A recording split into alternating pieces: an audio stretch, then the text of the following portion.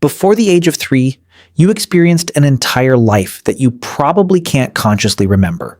You were born, you opened your eyes for the first time, you heard your mother's voice, you tasted food, you took your first steps, you said your first word. And yet most people have almost no clear memories of these moments, not even a single detailed scene.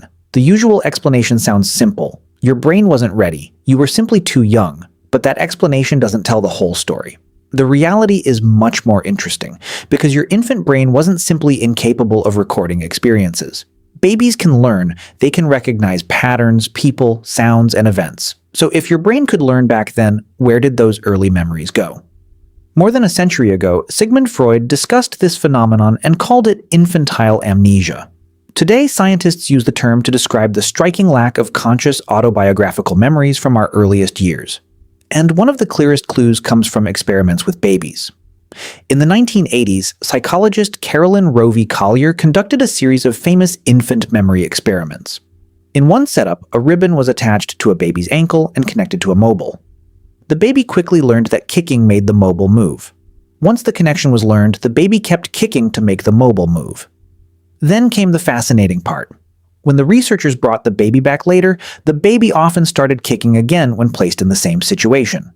Even very young infants can retain for a period of time.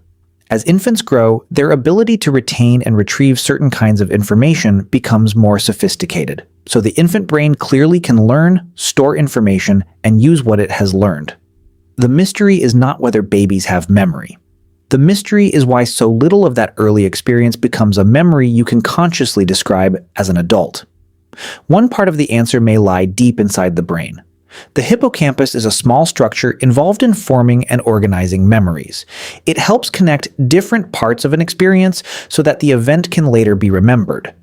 In adults, the hippocampus works together with many other brain regions to support memory formation and retrieval, but during infancy, these systems are still developing.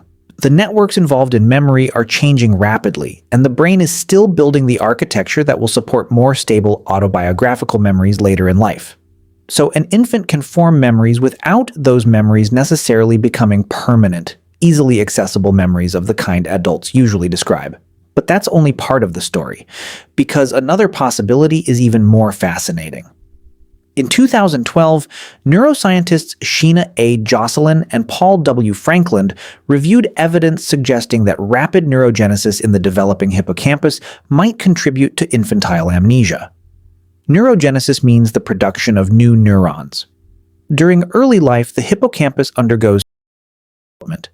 Jocelyn and Franklin proposed that this intense period of growth could interfere with the stability or retrieval of older memory traces. Their idea was supported by experiments in animals. When researchers increased neurogenesis in adult mice, the animals showed poorer retention of previously learned memories. And when neurogenesis was reduced in young mice, some memories lasted longer. The implication was surprising. Perhaps infantile amnesia isn't simply the result of a brain that is too immature to create memories. Perhaps part of the problem is that the brain is changing so rapidly that some early memory traces become difficult to retrieve. But this is a hypothesis, not a complete explanation. Infantile amnesia is now understood as a complex phenomenon, and researchers continue to investigate several possible mechanisms. And that brings us to another piece of the puzzle. Memory isn't only about storing information. Some of the memories we care about most are autobiographical memories, events that we understand as things that happened to us. To build that kind of memory, a developing child needs more than a functioning brain. The child also needs an emerging sense of self. During the second year of life, children begin developing a much clearer understanding of themselves as separate individuals. One classic demonstration is the mirror self-recognition test. Researchers place a small mark somewhere on a child's face and then observe the child's reaction when looking in a mirror. At younger ages, children may treat the reflection as another child. Later, many children begin recognizing that the image in the mirror is themselves. This doesn't mean self-awareness suddenly switches on at one exact age. Instead, it develops gradually. And that developing sense of self may be important for autobiographical memory. Think about the difference. A baby can experience something, but an older child can eventually understand it as a story about themselves. I went there. I saw this. That happened to me. That personal framework changes the way experiences can be organized and remembered. There's another major piece of the puzzle: language. Developmental psychologist Catherine Nelson spent years studying how children develop autobiographical memory and personal narratives. Language doesn't simply describe memories after they are formed. It can also help organize experiences into a narrative structure. Before children can speak, their experiences are largely built from sensations, emotions, sounds, sights, and interactions. But once language develops, children gain new tools for organizing those experiences. A parent might ask, "Do you remember when we went to the park?" They may describe what happened, ask questions, and encourage the child to tell the story.